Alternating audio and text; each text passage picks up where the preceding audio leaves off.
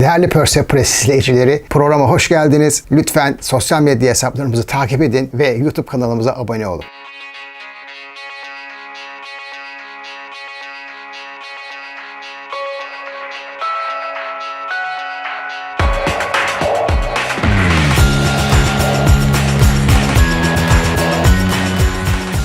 Bugün çok enteresan bir ürünle karşınızdayım. Gerçekten çok şaşıracaksınız. Elimde LaMetric Akıllı Cihazı var. LaMetric Akıllı Cihazı var dediğimde belki bugünlerde veya bir süre önce duymaya başlamış olabilirsiniz ama benim için çok özel geçmişi olan bir üründen söz ediyorum. 2013 senesinde İstanbul'a Smart Atoms'un sahibi geldiğinde bir etkinlikte Nazar'la tanışmak ve konuşma ve röportaj yapma fırsatı bulmuştum. O dönemde anlattıkları beni çok heyecanlandırmıştı. Yatırımcı bakıyorlardı ama ellerinde ürünün prototipi çalışır bir hali vardı. Önce röportajı izleyeceğiz. Kendisiyle uzun konuşmuştum ürünün neler yaptığına dair. Ardından 2013 senesinde startup oldukları için kendilerinin ilk ürünlerine talip olmuştum. Ön ödemelerini yapmıştım. Ardından ürün teslim edilmişti. O ürünün açılış videolarına bakacağız. Özelliklerini anlatacağız.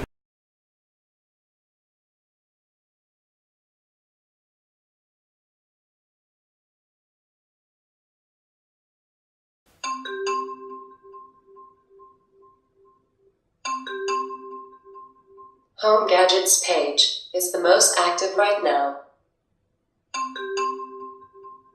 Yesterday Masterpix got 66 downloads on App Store. Yesterday Masterpix got 66 downloads on Play Market. Numbrek has got new backer. We earned $2,450 yesterday.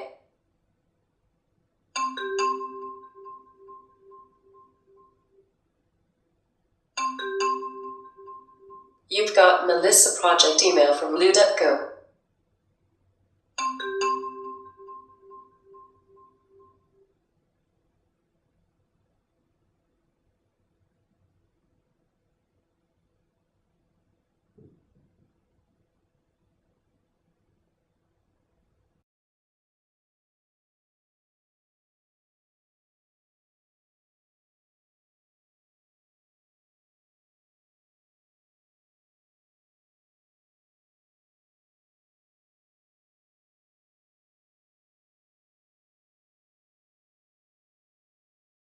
Hello, my name is Nas. I'm the founder of Smart Atoms.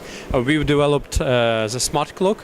It's basically the first device in the world that shows any type of metrics, important metrics, and notifications from the internet. For example, you can put this device inside the store and any visitors that come to your store like your Facebook page and you get a new subscriber for your business. You can also put this device inside the office and motivate your team with the numbers like visitors of your website or app downloads or profits for your app or revenue that your business creates, orders and other important metrics for the business. So basically that's all. O günden bu zamana o kadar çok üstüne koydular ki, o kadar çok işlem gerçekleştirdiler ki şu anda sadece bir akıllı Bluetooth hoparlörün dışında, hava durumunun veya radyo dinlemenin dışında pek çok cihazla, ürünle, servisle entegre hale getirdiler ve üstündeki display'den şuradan hemen açayım. Açılırken zaten göreceksiniz LaMetric diye yazdı. Pek çok bilgiyi alabiliyorsunuz. Bu bir şirkette kullanabilirsiniz, evinizde kullanabilirsiniz, iş yerinizde kullanabilirsiniz ve online pek çok habere ulaşmanızı sağlıyor. Borsadaki bir takım değerleri izliyor olabilirsiniz, satışlarınızı izliyor olabilirsiniz. LaMetric Smart Atoms ekibine 2013 senesinden bu yana getirmiş oldukları başarılı çalışmaları için kendilerini kutluyorum. Yollarının açık olmasını diliyorum. Değerli izleyiciler, yine bir tanıtımın sonuna geldik. Lütfen sosyal medya hesaplarımızı takip edin ve YouTube kanalımıza abone olun. Bir sonraki ilginç cihazımızda görüşmek üzere. Hoşça kalın. Bay bay.